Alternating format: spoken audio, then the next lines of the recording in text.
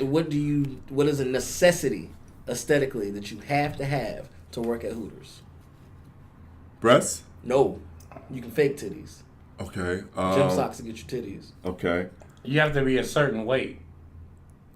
Well, yeah, you got to be a certain weight. You got to be able to fit the shorts. Yeah. So that's a requirement. But aesthetically, you have to have nice what to work at Hooters? Ass or thighs? Legs.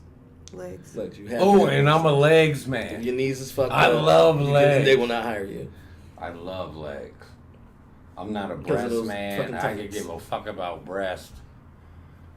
I've been to Hooters. You definitely don't handle butt. Yeah. And they don't have to have the prettiest faces either. But you can't. Your hair has to be done. You can't wear a ponytail. And you have to wear makeup every day. Every day. No ponytails. I only have to keep the nails done. Yeah. What you think about that? I mean, I don't have any thoughts on it. It's no different. That's the job, and so you know what you're getting into when you walk into it. It's not like I go to work at Sprint and they say, "Oh, by the way," you know what I mean? You know what that job is about. You know that they're there. The servers there are females and they're supposed to look a certain kind of way. So you can't get mad about it. Don't apply. No different than being a dancer. I mean, there's money to be made off of all of that. Like, and if you don't like it, don't go there. That's exploitation. The fact that it even exists and is this successful is sort of this accepted. I think it's crazy that your hair has to be down. And in every other food and beverage establishment, it's required to be. It's got put away. It has to be above your shoulders for food safety. Right. But clearly, people don't care. Like, I mean, I have hair, and you have hair. I've worn my hair down at work. I can count on one hand. Okay. I can count on one hand how many times I've had my hair down. Wow. Yeah. Just because you never won, I'm constantly bending over to get ice and stuff. And, right. You know what I mean? Right. And especially where I've worked. Yeah. I'm not gonna. That's one thing you're not gonna be static about. Yeah. Well, his hair was on there. That just shows. I used to love when I bring people their food and they'd be like, "There's a hair in my food." And I'm like, "Well, obviously ain't good for me." Right. So. Right. I'm the same. Right. Mine is locked. Right. And if you found a whole lot more. Yeah, if it is mine, it's very, very easy for you to identify. Right. And this long. This whole lock in your suit. Okay, that's me. One string ain't mine. Wow. Interesting note about when I was growing my locks and I was dating a white woman at the time. And when my locks were babies, you know how your hair gets intertangled. The European hair would choke my baby locks when it got intertangled with it. You took that as a sign? I just put it out there, but he just did this left shoulder gesture for those of you who can't see. So let's just let it sit there, see what happens. First of all, I can't say anything. The reason I exist is because of interracial relationships. Right. But it's just something, like, it's different.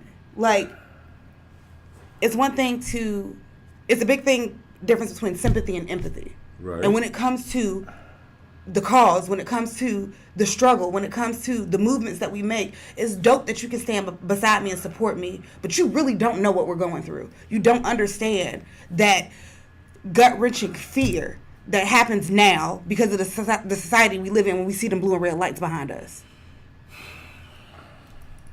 Right. You don't understand that pain, whether we want to disregard it or not, when somebody legit is like, nigga. You know what I mean? Like, when we had that conversation, I was talking. I want to say I was talking to Deb. And, we were talking about something. I was just running the math on whatever, and I was like, "Yo, you got to figure with the fact that you probably get pulled over about 4 or 5 times a year, so and so and so and so and so and so. Whatever we were talking about, I made that statement, and Deb looked at me like, "What? What? You get pulled over?" Hold on. Wait. Let me go first. I just got one other thing. Yeah, go ahead. Or the conversation that has to be had with the sons. Yeah. You do not understand, and I've had to sit there and witness this conversation that my parents had with my brothers, where they all get lined up and sat down, and it's like, this is how you have to govern yourself when you leave the house. These are the mannerisms that you need not make when you're around certain people, and we're saying this out of love because we fear for your lives. Once again, you can empathize, but you don't understand what that really is like. Yeah. Obviously, what everyone's saying here is true, and I was gonna. I ain't get to say a motherfucking thing. Yeah, that's true. You feel So, some type of way? what I was gonna say is that a white person once asked me if I can give them a ride home. He was sort of an acquaintance, and he asked me if he could tie his bike to the top of my truck because he was on his bike, and he wanted me to ride like that. And I looked at him, and I said, You can't do that. "I'm black." They think I stole that.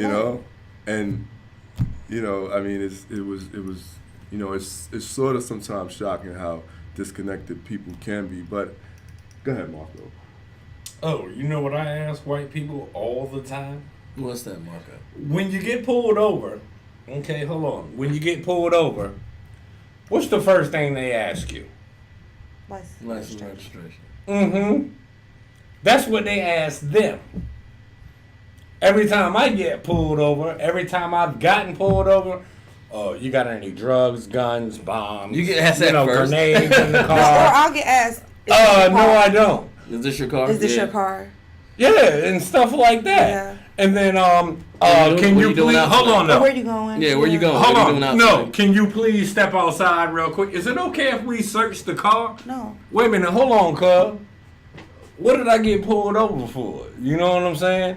And it got so bad in my neighborhood, which I really can't blame the police because they know who Marco Valencia is, but I got pulled over so much when they saw my car that my lawyer actually went to court, right?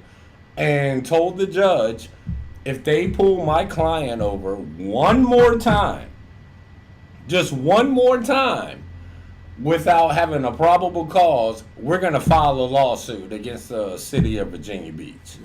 You know what I'm saying? Because they would look. They literally nitpick. They were seeing my car and just pull the shit over. And look, even though I ain't had no license, y'all know, come on, y'all know me. I was out here wrong. But the point is, I get my boy to walk to my crib and drive my car out of the neighborhood. And they would just pull it over. Just pull it over. Can we search the car? Can we, you know what I'm saying? Who's driving the car? Because I had 10 on the car. Look, man, you can't keep pulling me over, man. You know what I'm saying? I kind of learned my lesson. I just wouldn't drive out of College Park. You are now listening to the Street 16 podcast.